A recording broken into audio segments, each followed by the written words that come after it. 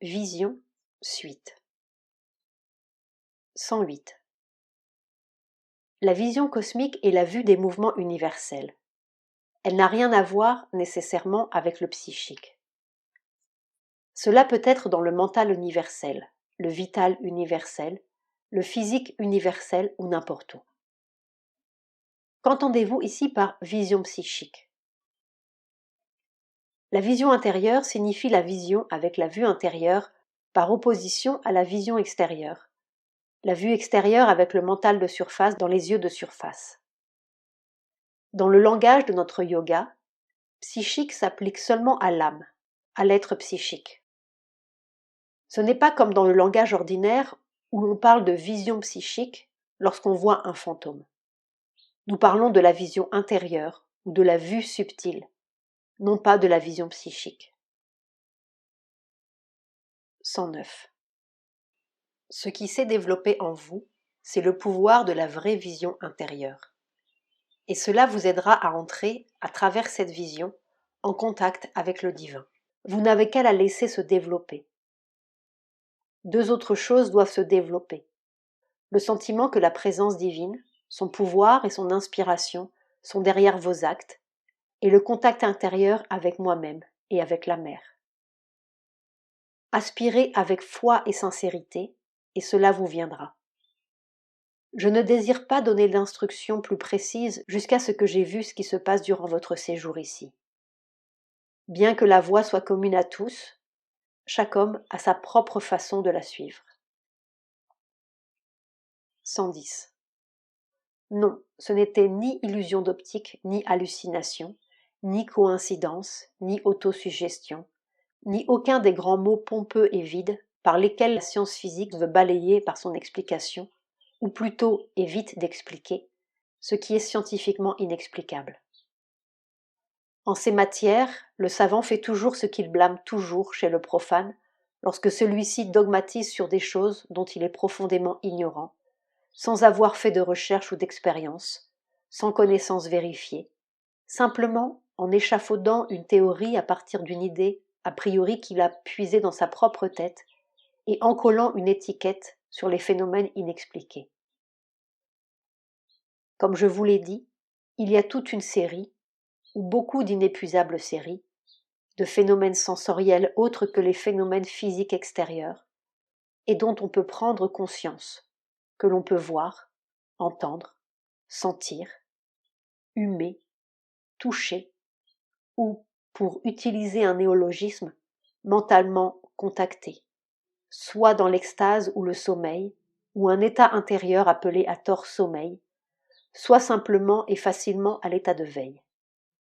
Cette faculté de sentir intérieurement des choses supraphysiques, ou pour ainsi dire de les extérioriser afin qu'elles deviennent visibles, audibles, sensibles à l'œil, à l'oreille, et même au toucher, dirigées vers l'extérieur, tout comme des objets physiques grossiers, cette faculté, dis-je, ou ce don, n'est ni monstrueuse ni anormale.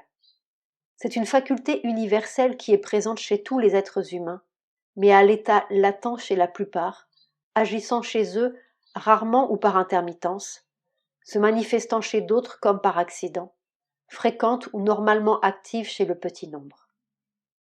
Mais tout comme on peut, avec quelque entraînement, apprendre les sciences et faire ce qui aurait semblé miraculeux à nos ancêtres, presque n'importe qui peut, s'il le veut, développer sa faculté de vision supraphysique avec un peu de concentration et de pratique. Lorsqu'on commence le yoga, ce pouvoir est souvent, pas invariablement, car certains le trouvent difficile, l'un des premiers à émerger à son état latent et à se manifester, la plupart du temps sans aucun effort, aucune intention, ni aucune connaissance préalable de la part du sadhak. Il vient plus facilement quand on a les yeux fermés que lorsqu'on les ouvre, mais il vient dans les deux cas. Le premier signe de son ouverture sous sa forme extériorisée est très souvent la vision d'étincelles, de petits points lumineux, de petites formes lumineuses, etc. Ce qui en a été pour vous la première expérience. Le deuxième est assez souvent, très facilement, des objets lumineux ronds, comme des étoiles.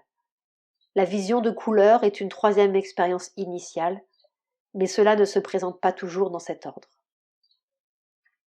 Dans l'Inde, les yogis emploient très souvent pour développer ce pouvoir la méthode du tratak, la concentration du regard sur un seul point ou objet, de préférence lumineux.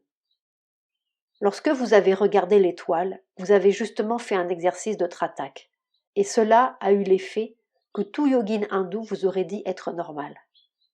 Car tout cela n'est ni imagination ni illusion. Cela fait partie d'une science occulte qui fut pratiquée dans tous les pays aux époques historiques et préhistoriques.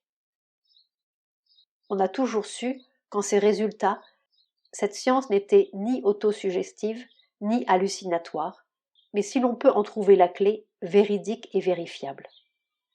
Votre scepticisme peut être naturel chez un moderne qui se plonge dans ces choses du passé, du présent et de l'avenir, naturel mais non justifiable, parce que très évidemment inadéquat aux faits observés.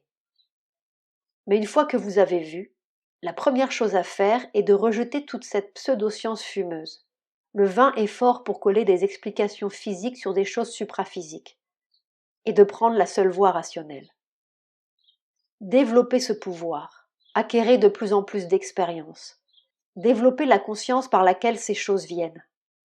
À mesure que cette conscience se développera, vous commencerez à comprendre et à avoir l'intuition de ce que cela signifie.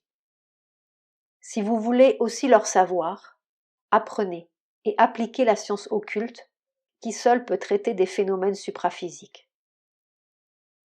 Quant à ce qui s'est montré à vous, ce n'était pas simplement de curieux phénomènes, ni même seulement une couleur symbolique, mais des choses qui ont une importance considérable. Développez cette faculté du sens intérieur et tout ce qu'il vous apporte. Ces premières visions ne sont qu'une frange extérieure.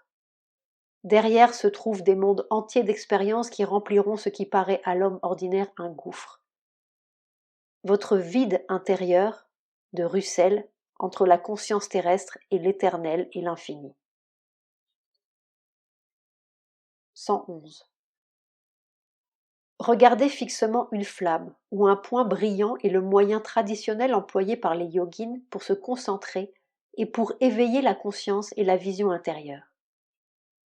Il semble que, par ce moyen, vous soyez entré dans une espèce d'extase superficielle, et non en profondeur, qui est en effet un de ses premiers résultats, et que vous ayez commencé à voir des choses, probablement sur le plan vital.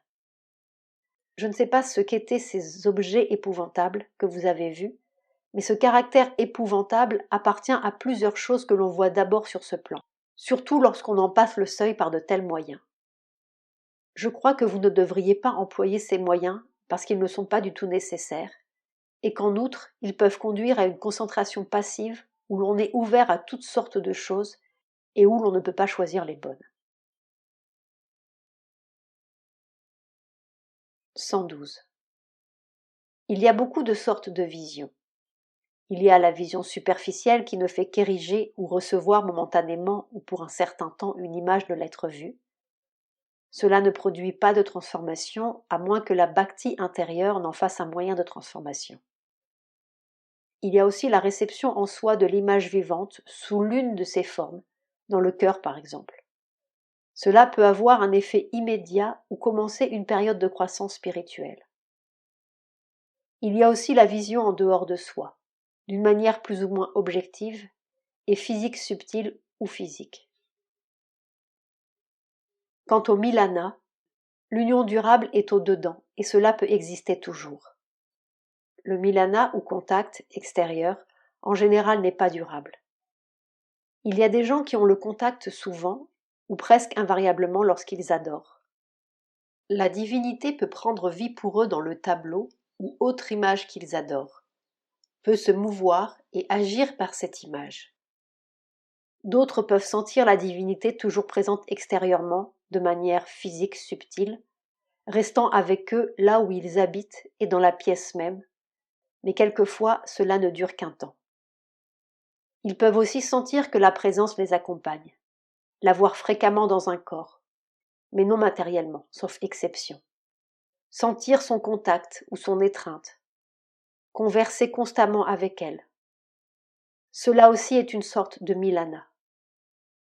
Le plus grand milana est celui dans lequel on a constamment conscience de la divinité qui demeure en nous, en toute chose dans le monde, qui soutient tout le monde en elle-même, qui est identique avec l'existence, et pourtant suprêmement au-delà du monde.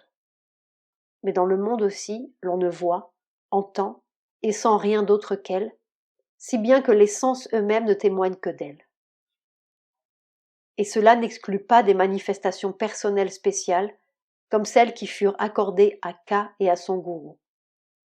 Plus il y a de modes de cette union, et mieux cela vaut. 113. Les visions subjectives peuvent être aussi réelles que la vue objective. La seule différence est que l'une est de choses réelles dans l'espace matériel, tandis que les autres sont de choses réelles appartenant à des plans autres jusqu'au subtil physique. Même les visions symboliques sont réelles, pour autant qu'elles sont des symboles de réalité. Même les rêves peuvent avoir une réalité dans le domaine subtil. Les visions ne sont irréelles que lorsqu'elles sont simplement des formations mentales imaginatives, ne représentant rien qui soit vrai, ou ait été vrai, ou doivent être vrais. Ce pouvoir de vision est quelquefois inné et habituel, sans même aucun effort pour le développer. Parfois, il s'éveille de lui-même et devient abondant, ou n'a besoin que d'un peu d'expérience pour se développer. Ce n'est pas nécessairement un signe de succès spirituel, mais généralement, lorsque, par la pratique du yoga, on commence à pénétrer au-dedans ou à vivre à l'intérieur, le pouvoir de vision subtile s'éveille à un plus ou moins grand degré. Mais cela ne se produit pas toujours facilement, surtout si l'on a été accoutumé à vivre beaucoup dans l'intellect ou dans une conscience vitale extérieure. Je suppose que ce à quoi vous pensez est le darshan, la révélation de soi de la divinité à l'adorateur. Mais cela est autre chose. C'est un dévoilement de sa présence temporaire ou permanente, et peut se présenter comme une vision, ou peut venir comme une sensation étroite de sa présence plus intime que la vision, ou une communication constante ou fréquente avec elle. Cela se produit par un approfondissement de l'être en son moi intérieur et par croissance de la conscience ou par croissance de l'intensité de la bhakti. Lorsque la croûte de la conscience extérieure a été suffisamment brisée sous la pression d'une bhakti croissante et absorbante, le contact se produit. Expérience psychique dans le yoga, Sri Aurobindo.